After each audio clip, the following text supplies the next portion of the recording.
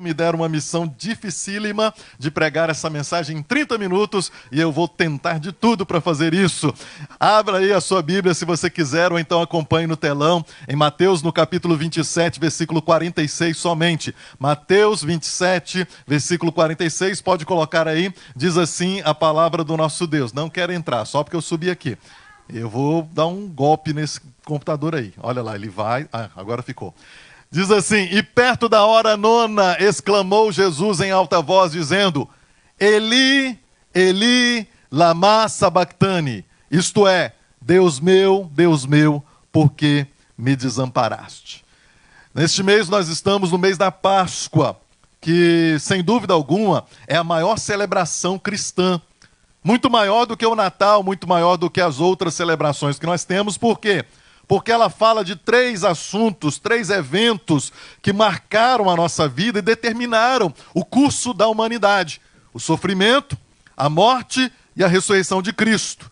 Então nós dividimos as mensagens deste mês justamente nesses 3 temas. A primeira mensagem foi a mensagem de Páscoa, participamos da Santa Ceia, e na semana passada, vocês se lembram, né, o pastor Erickson fazendo todo mundo chorar, porque ele é o pastor chorão, aí ele quer que toda a igreja chore com ele. Porque ele falou do sofrimento de Cristo, os detalhes do sofrimento de Cristo, uma mensagem que nos motiva a não desistir, porque se Jesus não desistiu, nós também não vamos desistir, amém? E hoje eu vou falar sobre a morte. Na semana que vem, vamos falar sobre a ressurreição de Cristo. Então, a morte de Cristo é um evento que marcou tremendamente a história da humanidade. Por que que Jesus teve que morrer? Existem 3 coisas que eu quero falar rapidamente sobre este assunto. Primeiro, existe uma lei que é uma das leis universais. Existem leis espirituais que são universais. Você não pode alterar essas leis e nem o próprio Deus pode alterar essas leis porque Ele não quer. Porque Ele mesmo foi quem as estabeleceu. Você conhece algumas delas, por exemplo, a lei da semeadura e da colheita. É uma lei universal, uma lei espiritual. Tudo que o homem semear, isso também ele colherá. Né? Muitas vezes nós achamos que estamos colhendo aquilo que o outro semeou, no sentido da maldição hereditária, por exemplo. Você não pode sofrer disso, eu vou falar disso daqui a pouco. Você não pode aceitar isso, porque é contrário à lei espiritual. E é por isso que nós temos um inimigo, Satanás. Ele sempre quer quebrar essas leis espirituais. Ele sempre quer burlar essas leis espirituais. E até nos fazer acreditar em coisas contrárias a essas leis espirituais. Quem está entendendo, diga amém. Então essa é uma lei universal. A outra lei universal é a lei do remidor. O remidor era aquela pessoa que na palavra de Deus tinha o direito de remir uma pessoa que tinha entrado em dívidas. E às vezes, naquela época, a pessoa que tinha uma dívida era até vendida como escravo para pagar as suas dívidas. Você lembra da história do profeta Eliseu, quando uma mulher se aproximou dele dizendo: o meu marido, que era teu servo, morreu. E agora os credores vieram levar os meus filhos como escravos. E Eliseu orou então, e o azeite multiplicou e tudo mais, que aconteceu naquela casa para que ela pudesse vender o azeite. Ela pegou vasilhas, e aí ela encheu, o azeite não parava. Enquanto existia vasilha, o azeite estava fluindo, e quando acabaram as vasilhas, o menino falou: mãe, não tem mais vasilha. O azeite parou, e aí ela foi ao profeta, o profeta falou: agora vende e paga a tua dívida e vive do resto. Então ela fez muito dinheiro com aquela multiplicação que Deus fez na vida dela para pagar a dívida. Então nós também éramos devedores. Nós tínhamos uma dívida que nunca poderíamos pagar. A dívida da morte, a dívida do pecado, nós nunca poderíamos pagar. E a lei do remidor, ela dita o seguinte: que o parente mais chegado tinha que pagar a dívida da pessoa. O parente mais próximo tinha que pagar a dívida da pessoa para que ela não fosse vendida como escravo. Nós já éramos escravos, a Bíblia diz. Nós estávamos presos nos nossos pecados e delitos. E Jesus então veio, morreu na cruz, porque Ele é o nosso parente mais chegado. Ele é um amigo mais chegado do que um irmão, diz a palavra de Deus. Quando Ele morreu na cruz, Ele estava cumprindo este papel papel de remidor, de parente mais chegado, pagando toda a nossa dívida. E por isso, então, Jesus veio para morrer no nosso lugar, para pagar a nossa dívida, para derramar o seu sangue inocente, para nos purificar de todo o pecado. Quem entendeu, diga amém. Nós precisamos entender também que Jesus veio morrer para derramar o seu sangue. O sangue que é precioso, um material que nunca tinha havido na terra, um material que não existia na terra, um material composto de uma substância que eu posso dizer até sobrenatural. Porque você sabe muito bem que o sangue da criança, ela é dada pelo pai. É o pai que é o responsável. A criança no ventre da mamãe não recebe o sangue da mamãe. Isso é fato, a ciência prova isso. Por isso que tem muitas mulheres que engravidam e elas têm, por exemplo, AIDS ou outras doenças, leucemia, né, no sangue. E aquela doença não passa para a criança. A criança fica 9 meses no ventre da mamãe e nasce com perfeita saúde. Por quê? Porque o sangue vem através do pai. E você sabe muito bem que Jesus nasceu de um nascimento virginal. E ele, o anjo Gabriel disse isso para Maria, porque ela perguntou: como que isso vai acontecer? Como que eu vou ser mãe se eu não tive relação com homem? E o anjo respondeu: descerá sobre ti o Espírito Santo, o poder do Altíssimo te envolverá com a sua sombra. Jesus foi gerado de forma sobrenatural no ventre de Maria pelo Espírito Santo de Deus. O Espírito Santo foi quem compôs todo o corpo de Cristo, inclusive o seu sangue. E é por isso que Pedro diz assim: não foste comprados com ouro e nem com prata, da vossa vã maneira de viver, conforme vocês aprenderam dos seus pais, mas vocês foram comprados com sangue precioso de um cordeiro imaculado. Quem pode aplaudir ao Senhor neste momento? Diga amém! Então, Jesus veio para derramar esse sangue. O sangue que, como diz o apóstolo João, nos purifica de muitos pecados. Amém?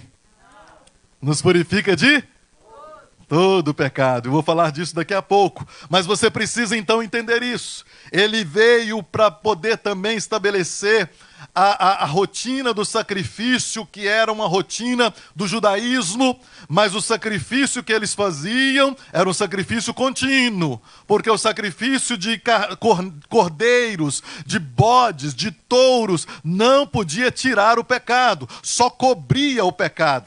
Já viu aquela sujeira que você joga debaixo do tapete?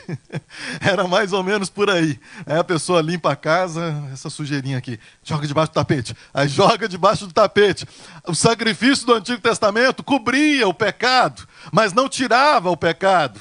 João Batista, quando viu Jesus às margens do Rio Jordão, ele disse o quê? Eis o Cordeiro de Deus que tira o pecado do mundo. Jesus veio para ser o sacrifício perfeito, o sacrifício que ia tirar, remover o pecado do mundo. Ele veio para cumprir esse tipo do cordeiro, porque ele era o Cordeiro de Deus, mas por causa do seu sangue precioso, ele não só cobriu o pecado, ele tirou o pecado do mundo. Quem pode dizer amém? Se você não sabia, o cordeiro era sacrificado diariamente. Existia uma ordenança da parte de Deus que os judeus tinham que cumprir diariamente. Eles tinham que sacrificar às 9 da manhã e às 3 da tarde. Todo dia, às 9 da manhã, o sacerdote tinha que matar um cordeiro, tocar o chofar, e às 3 da tarde, matar o cordeiro e tocar o chofar, que é aquele chifre, né, que eles tocavam longamente, fortemente. Quando Jesus foi crucificado, a Bíblia nos mostra isso. Ele foi crucificado às 9 horas da manhã. Imagina Jesus na cruz, quando ele foi pendurado, quando os soldados levantaram a cruz, era 9 horas da manhã, e lá no templo, o sacerdote tocando o chofar, porque ele tinha matado um pequeno cordeiro. Às 3 horas da tarde, quando Jesus morre, ele diz: Pai, em tuas mãos entrego o meu espírito, e abaixa a cabeça. Mais uma vez, o chofar foi tocado lá no templo, porque era o sacrifício da tarde, às 3 horas da tarde. Mas o que aconteceu entre 9 da manhã às 3 da tarde? Jesus ficou pendurado na cruz durante todas essas horas, e ele pronunciou 7 frases, por isso que eu falo que essa mensagem de 30 minutos, Jesus, 7 frases que são importantíssimas para a nossa vida cristã. 7 frases que Jesus pronunciou. A primeira delas está aqui nesse texto que nós lemos. Ele disse em alta voz, quando foi pendurado na cruz, depois de ter sofrido tudo aquilo que o pastor Erickson falou aqui no domingo passado, o seu corpo estava dilacerado, de tal forma que, para você ter uma ideia, lá em Isaías, no capítulo de número 53, quando fala do sofrimento de Cristo, quando fala que pelas suas feridas nós fomos sarados, no original hebraico não está feridas. No original hebraico está ferida, porque todo o seu corpo virou uma chaga só. Todo o seu corpo estava dilacerado. Quando o profeta diz que ele não tinha beleza e nem formosura, não está falando da sua formação original, porque, irmãos, ele foi gerado pelo Espírito Santo, então se tinha alguém mais belo do que Jesus, eu duvido, porque ele não foi gerado em pecado, ele foi gerado em santidade, e por isso ele não veio com nenhum defeito de fábrica, que todos nós nascemos por causa do pecado. Jesus nasceu perfeito, imagina a pele dele sem nenhum pecado, imagina o cabelo dele sem nenhum pecado, porque o que acaba com a gente é o pecado que nos faz doentes, é o pecado que nos faz envelhecer. Hoje mesmo eu pensei assim, eu acho que eu vou com barba, né? É uma barbinha que eu deixo assim de vez em quando, sabe? Mas aí estava tudo branco aqui, eu falei, não, eu vou rapar isso aqui porque fica muito feio, né? Fica parecendo mais velho, né? Aí eu tirei minha barba, olhei no espelho, falei, graças a Deus. Mas olha, quando nós não temos pecado e um dia nós vamos receber um novo corpo, sem pecado, nós vamos ser a melhor versão de nós mesmos, nós não vamos ter nenhum defeito, nós vamos ser perfeitos. Jesus já nasceu assim, Jesus já nasceu perfeito, então ele era lindo, ele era formoso. Nós cantamos hoje, o meu amado é o mais belo entre milhares de milhares. Ele chegava em algum lugar, ele dizia para aqueles pescadores, segue-me. Eles deixaram as redes, deixaram os barcos e seguiram a Jesus. É lógico que não era só uma questão física, era uma questão também emocional e espiritual. A postura dele era a postura de rei, mesmo sendo humilde. A postura dele era a postura de rei, mesmo sendo manso. E ele governava, ele reinava aqui na terra durante esses 33 anos que ele viveu aqui. Mas na cruz, quando ele foi pendurado, com todo o sofrimento, o seu corpo dilacerado, a sua alma também por causa da rejeição dos homens, as pessoas zombando dele, desce da cruz e creremos em ti. Até mesmo os outros que um dia estiveram ali poucos dias antes, 7 dias antes, no domingo de Palmas, ou melhor dizendo, 5 dias antes, porque isso foi na sexta-feira. No domingo eles clamavam, Hosana, bendito que vem em nome do Senhor, e colocavam palmas, e até as suas túnicas, as suas capas, para Jesus entrar em Jerusalém. Aquela mesma multidão agora estava dizendo, se tu és o Cristo, desce da cruz. A alma dele estava também dilacerada, o seu espírito estava ali humilhado, e ele então clama, Eli, Eli, lama sabachthani. Deus meu, por que me desamparaste? Isso nos mostra claramente que Jesus era 100% Deus, mas 100% homem. Ali foi a humanidade de Cristo. Ali foi Cristo, o homem, sentindo como ele já estava sentindo no jardim do Getsêmani, a agonia da morte, sentindo que a morte se aproximava, sentindo que o pecado do mundo estava sendo colocado sobre ele, que ele estava sendo transformado em maldição por todos nós. A Bíblia diz isso, que ele se fez maldição por todos nós. Quando ele recebeu toda essa carga na sua alma, no seu espírito, ele gritou, Eli, Eli, lama sabachthani, para se cumprir também o Salmo 22. Coloca aí para mim, Mateus, Salmo 22, o primeiro versículo, que foi um salmo de Davi. Davi não era somente rei, Davi também era profeta. E no Salmo 22, Davi profetizou o seguinte, está aí no primeiro versículo do Salmo 22. 1, 2, 3, 4. Deus meu, por que me desamparaste?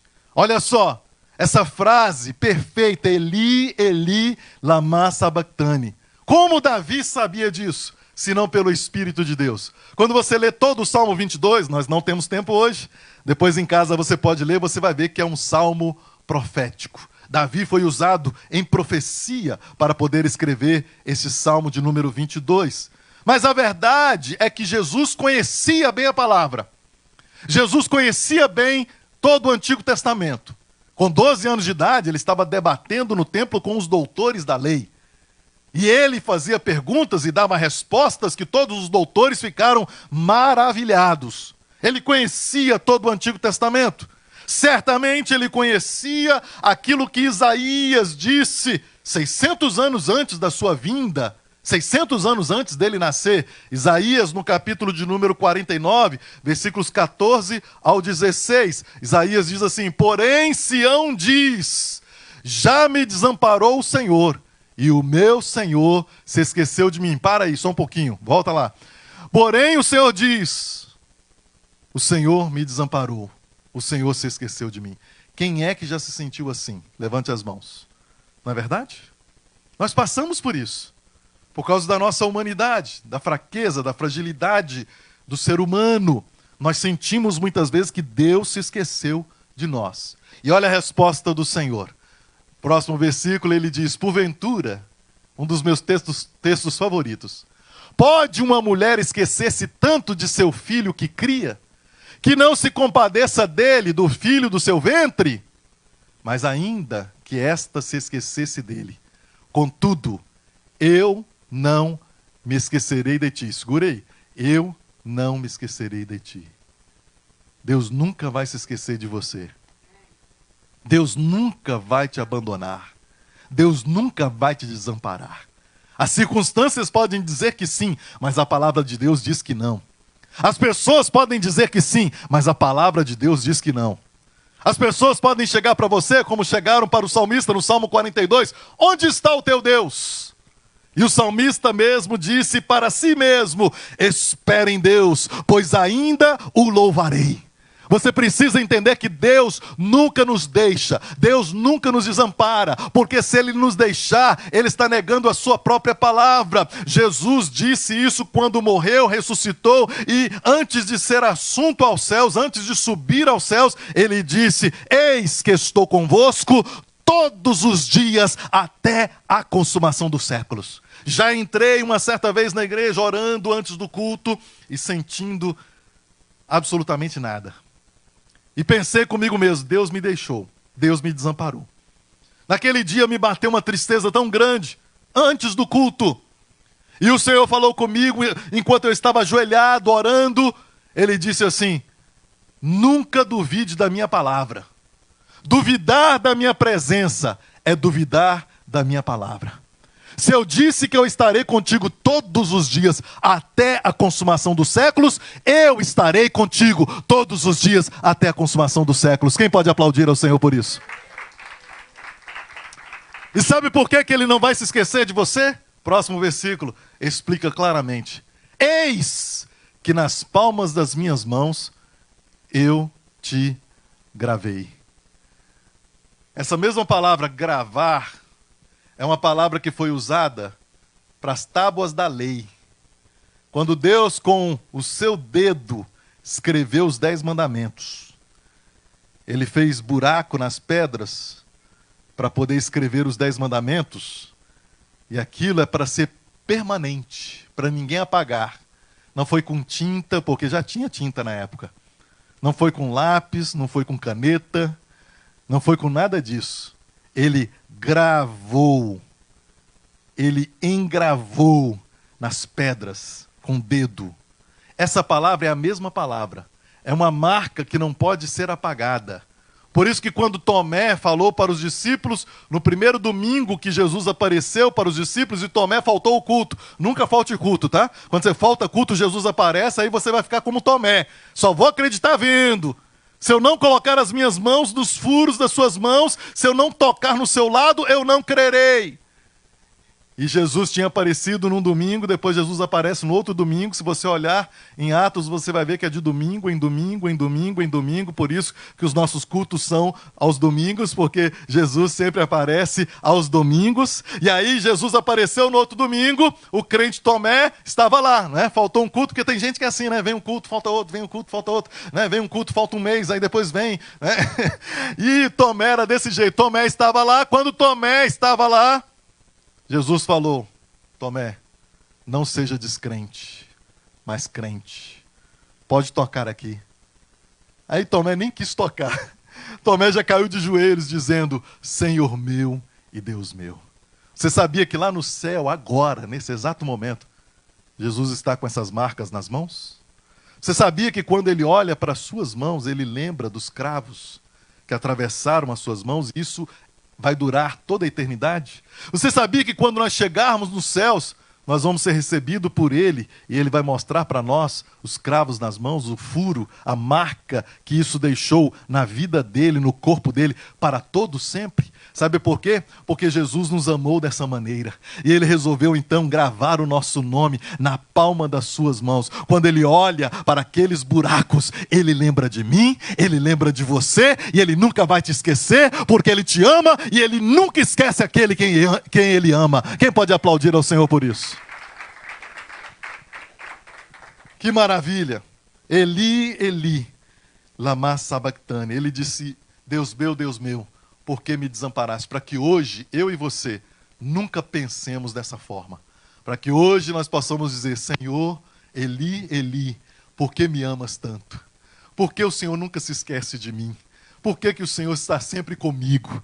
Essa deve ser a nossa pergunta, e deixar de lado esses questionamentos que muitas vezes vêm na nossa mente. A próxima frase que Jesus falou: Pai, perdoa-lhes, porque não sabem o que fazem. Na hora da sua crucificação, os fariseus falando: desce da cruz e nós creremos em ti, se tu és o Cristo, faz isso, faz aquilo, aquele outro. Ele bradou bem alto: Pai, perdoa-lhes, porque não sabem o que fazem. Eu queria que você entendesse essa frase completamente. Eu não tenho tempo para explicar. Porque o que acontece? Primeiro, eles cometeram um ato muito cruel. Eles pediram para Jesus morrer. Eles condenaram o inocente e liberaram o ladrão. Parece alguma coisa que está acontecendo agora no Brasil, não é? Mas tudo bem. Eles soltam o ladrão e condenam o inocente. E aí, Jesus ainda sofrendo tudo isso, ele diz: Pai, perdoa-lhes, porque não sabem o que fazem. Eu quero dizer para você o seguinte: primeiro, Jesus nos perdoa de todos os pecados. Só tem um pecado que a Bíblia diz que é o pecado imperdoável, que é a blasfêmia contra o Espírito Santo. E o que é isso, pastor? Atribuir a Satanás as obras de Deus. É dizer que aquilo que Deus está fazendo, na verdade, é Satanás que está fazendo. Eu não creio que alguém aqui tenha cometido esse pecado. Sabe por quê? Você não estaria aqui. Você estaria lá fora criticando a igreja, falando que a igreja é uma coisa do diabo. Então essas pessoas que fazem isso estão atribuindo a Satanás as obras de Deus. Então nós devemos ter muito cuidado, mas eu não creio que você cometeu e nem vai cometer esse pecado, em nome de Jesus, amém? Mas outra lição que nós precisamos entender, ou seja, Jesus nos perdoa de todo o pecado que você cometeu até hoje, Jesus te perdoa. Não importa o tamanho, não importa a seriedade, a gravidade, não importa. Mas a outra lição que ele quis deixar para nós é o exemplo. Jesus veio também para nos dar o exemplo.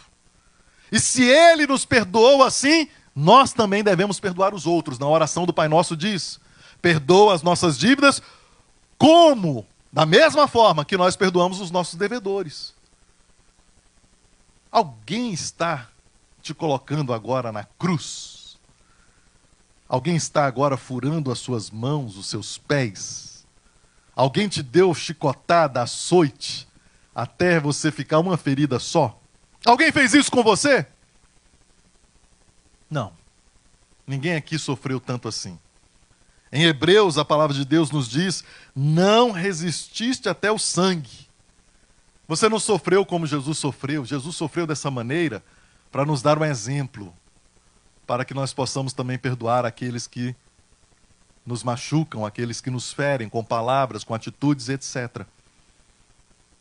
Porque ele quis colocar o padrão lá em cima, para você não ter nenhuma desculpa quando você sofrer as coisas aqui embaixo. Você está entendendo? E a pergunta que eu quero fazer é a seguinte: por que você não perdoa? Por que você quer guardar essa mágoa? Por que você quer guardar esse ódio, essa raiva?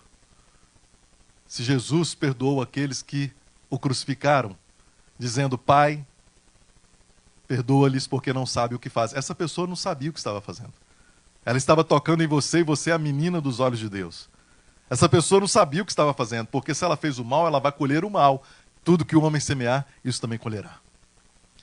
Aí você diz: mas Jesus, era Deus, eu não sou perfeito como Jesus. Estevão, primeiro mártir, o primeiro discípulo que foi morto. Estevão foi apedrejado, ele pregou o evangelho, ele falou de Jesus. A Bíblia diz que o Senhor o usava com sinais, prodígios, maravilha, ele curava os enfermos, libertava os cativos. Os fariseus ficaram com raiva dele e pegaram em pedras e começaram a apedrejá-lo. E ele disse o seguinte: Pai, não lhes atribua esse pecado. Não coloque esse pecado na conta deles.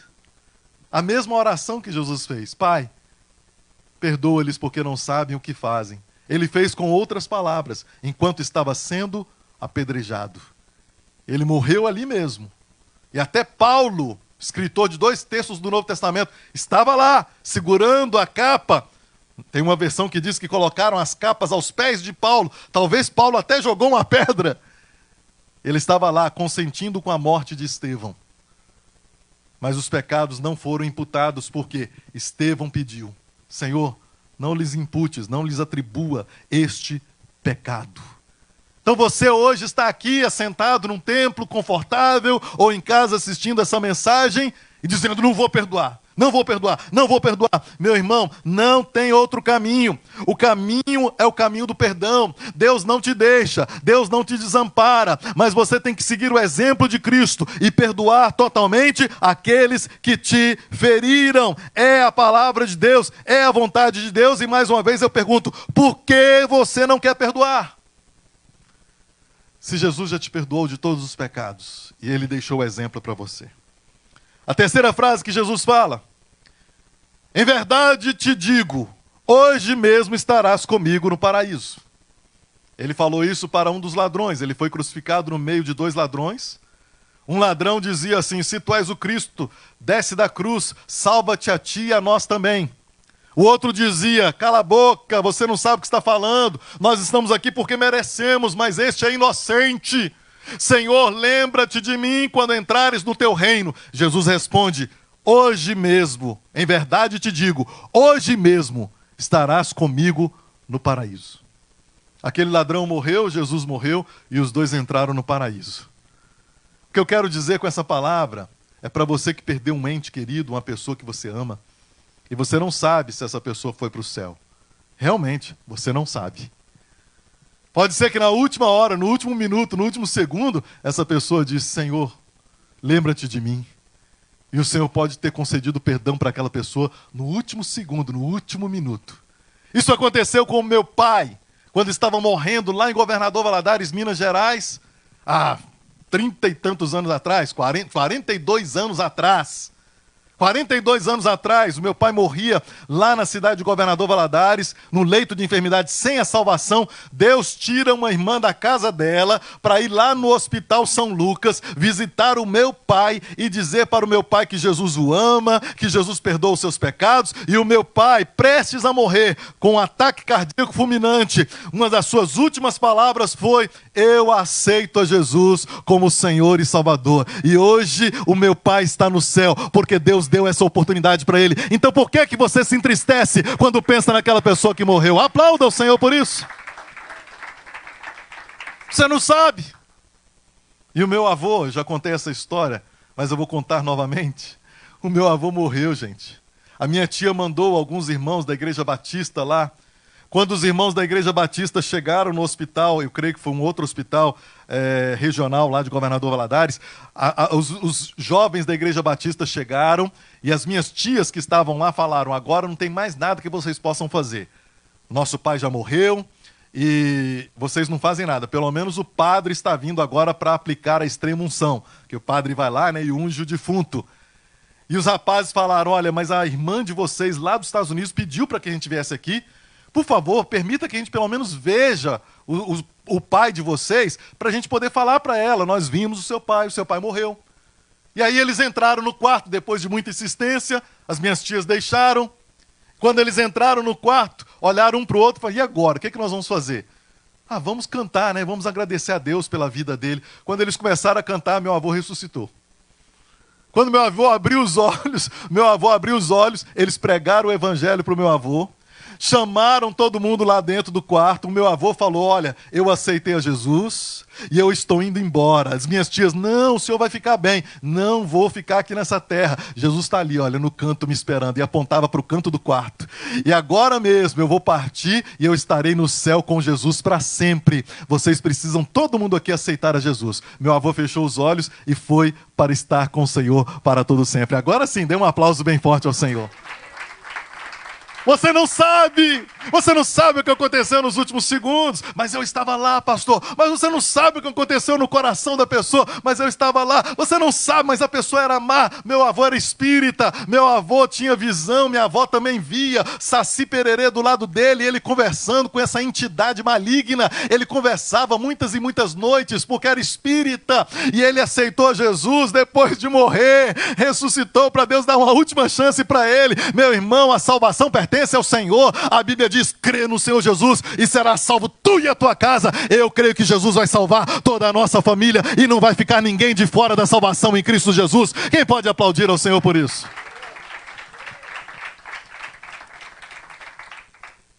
Uma outra frase que Jesus falou: mulher, eis aí o teu filho. E ele olhou para o discípulo chamado João e disse: eis aí a tua mãe. Ele estava falando para Maria quando João, o discípulo, estava com Maria, a mãe de Jesus, aos pés da cruz. Jesus olha para Maria e diz: mulher, eis aí o teu filho. E olha para João e diz: eis aí a tua mãe.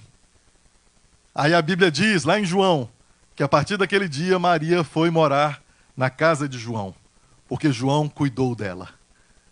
Nós precisamos cuidar uns dos outros. A igreja é para isso.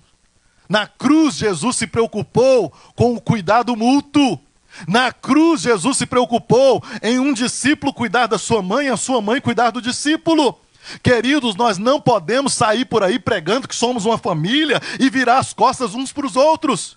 Eu fico até meio triste quando alguém vem para mim e diz assim: pastor, estou precisando de ajuda, mas eu não queria te atrapalhar, não queria te constranger, eu não queria te incomodar. Eu disse: irmão, então eu tenho que deixar de ser pastor.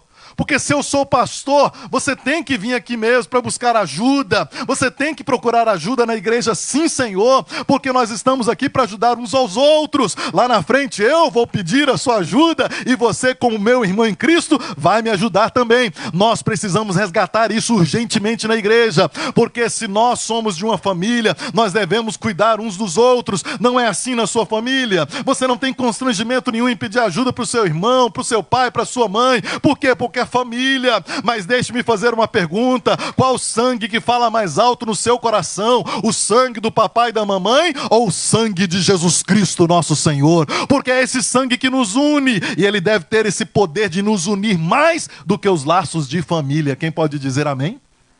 Precisamos cuidar uns dos outros. Você precisa se sentir parte dessa família. Você precisa saber que você não está sozinho aqui na América. Abra o seu coração, tira o orgulho e os traumas do passado, né? Deixa isso para trás, como eu falei na quarta-feira, e vem viver o novo de Deus. Qual é o novo de Deus? Somos uma família. Pastor, mas tem problema? Tem, na nossa família também tem. A última briga que eu tive com meu irmão, eu dei uma voadora no peito dele. Ele foi parar lá no quarto dele e eu corri pro meu quarto e fechei a porta. E o meu irmão deve estar assistindo agora e rindo, porque ele lembra disso, porque ele era mais velho que eu. E ele estava me batendo. Eu corri para a janela, subi na janela. Ele olhou para mim assim, o que foi? Virou Homem-Aranha? Eu esperei ele chegar pertinho. Quando ele chegou perto, eu dei aquela voadora sensacional, tipo Hollywood, no peito dele. Ele caiu lá no quarto e eu fechei a porta do meu quarto e ele ficou batendo, querendo arrombar a porta. Sai daí! Vou te matar! Eu vou te bater! E eu só escutei um pau de vassoura assim, plec, plec na cabeça dele e minha mãe falando, para de brigar! E minha mãe batendo na minha porta, Marcone, abra a porta, eu quero falar contigo. Eu falei, não, a senhora vai me bater com a mesma vassoura que bateu no meu irmão? Fiquei a noite toda trancado, porque problema de família, meu irmão, quem não teve? Mas hoje, recentemente, meu irmão pegou o coronavírus e esteve mal, e nós oramos aqui na igreja, eu pedi oração para os líderes, eu pedi oração aqui na igreja, o meu coração estava em pedaços, eu queria estar lá do lado dele, eu falei para minha esposa, eu queria ir lá, eu queria ficar com ele, eu queria trazer ele para cá, porque os hospitais no Brasil estão lotados, ele nem pôde ir para o hospital, e eu fiquei preocupado, triste, chateado, angustiado, sabe por quê? Porque é meu irmão que eu amo muito, se precisar eu dou a minha vida por ele, porque eu amo meu irmão que é filho do meu pai e da minha mãe. Assim nós devemos amar uns aos outros, Jesus disse. Ninguém tem maior amor do que dar a vida pelo seu amigo. Jesus pediu para que amássemos uns aos outros e não amassemos uns aos outros. Vou deixar a ficha cair. É só um acento, né? No português é só um acento. Só um acentozinho desse tamanhozinho assim que você nem enxerga. Jesus falou que amássemos e não amassemos uns aos outros. A gente fica pisando uns nos outros. Ame o seu irmão. Ame o seu irmão. Cuide do seu irmão. Você tem uma família aqui. Não se sinta só. Não seja orgulhoso, nem esteja preso aos traumas que você talvez viveu em outra igreja. Aqui, meu irmão, é diferente. Aqui vocês têm pastores que amam vocês. Falhos, na correria do dia a dia, mas nós amamos vocês. E queremos cuidar de vocês. Sabe por quê? Porque eu sei que vocês cuidam de nós. E vamos cuidar uns dos outros. Amém? Depois ele disse, tenho sede. A quinta frase. O tempo já foi embora. Posso continuar? Amém? Por que ele falou tenho sede? Para se cumprir, a Bíblia diz, para que se cumprisse as Escrituras, ele disse, tenho sede. Eu preguei isso algum tempo atrás, mas algumas pessoas não estavam aqui. A Bíblia diz que deram vinagre para ele. Colocaram numa esponja e colocaram na boca dele. Ele experimentou e rejeitou. Só isso. Quando você olha e estuda sobre isso, você vai ver que o vinagre naquela época era feito de uvas verdes. E tem um ditado que era falado entre os judeus naquela época. E Deus repreendeu esse ditado através do profeta, dizendo assim, vocês não vão falar mais esse ditado. Os pais comeram uvas verdes e os dentes dos filhos se embotaram. Lembra quando você comia cajá, o seu dente ficava sensível? Assim também é com a uva verde. E aí o ditado era muito forte em Israel. Ou seja, os filhos estão colhendo aquilo que os pais fizeram. É a tal da maldição hereditária. Jesus fez aquilo só para quebrar a maldição hereditária. Jesus na cruz pendurado, ele pensou em mim, ele pensou em você. Eu não vou deixar o meu filho, a minha filha sofrer a maldição hereditária. Então ele clamou, tenho sede. Deram vinagre para ele, só para que ele cumprisse isso, para acabar com essa maldita profecia, esse maldito ditado de que os pais comeram uvas verdes e os dentes dos filhos se embotaram. Meu irmão, você não pode mais viver debaixo dessa perseguição maligna, desse espírito familiar que vem lá dos seus avós, bisavós, e depois passam pelos seus pais, pelos seus tios, pelos seus primos, e chega até você. Você não pode viver assim, porque a Bíblia diz claramente, aquele que está em Cristo, nova criatura é. As coisas velhas já passaram, tudo se fez novo. Quem pode aplaudir ao Senhor por isso? Não aceito nem um pingo, nem uma vírgula de maldição hereditária na minha vida. Não aceito. Meu pai morreu aos 33 anos de idade com um ataque cardíaco fulminante. E o diabo quis me matar. Saiu até profecia dentro de outra igreja que eu ia morrer com 33 anos de idade também. Saiu porque o diabo usa, às vezes, as pessoas dentro da igreja. E sabe de uma coisa? Aqui estou eu, 49 anos de idade. Vou fazer 50 agora em junho. E sabe de uma coisa? Vou morrer de qualquer coisa, menos de problema no coração, em nome de Jesus. Bate forte aqui, olha, sem nenhum problema. E eu sofri durante muitos anos com arritmia cardíaca. E eu posso falar aqui de muitos casos de maldição hereditária. Mas por que eu estou falando isso hoje? Porque eu estava conversando essa semana com alguns pastores aqui da região. E um falava isso, o outro falava aquilo, dizendo, não, é predisposição genética, né? A gente tem a carga genética dos nossos pais. E eu fiquei calado, porque a reunião já estava longa. Falei, se eu entrar nesse assunto da maldição hereditária, nós vamos ficar aqui até meia-noite. Eu não falei nada. Por quê? Porque os pastores estavam falando justamente sobre isso, que eles acreditam nisso, que você tem que sofrer aquilo que seu pai sofreu, aquilo que sua mãe sofreu. Se sua mãe teve câncer, você vai ter câncer, então é melhor arrancar os seios fora. Não é isso que as mulheres estão fazendo aí? As atrizes famosas, celebridades, como a Angelina Jolie, arrancou os 2 seios, porque os médicos falaram para ela que ela tem uma predisposição a câncer de mama.